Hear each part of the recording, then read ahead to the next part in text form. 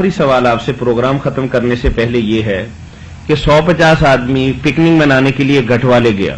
تو قریب مسجد نہیں ہے، جمعہ کا وقت ہو گیا، تو اپنے طور پر کسی کو کھڑا کر کے جمعے کا خطبہ دلا کے جمعے کی نماز کی ادائیگی کر سکتے ہیں؟ یہ طاہر صاحب جو ہے نا ظاہری لوگ ابن حزم وغیرہ یا ہمارے اہل حدیث حضرات یہ تو کہتے ہیں کہ جنگل میں بھی 2 آدمی ہونا تو ایک جو ہے امام بن جائے دوسرا جو ہے مفتی بن جائے، خطبہ بھی بے شک نہ پڑھے،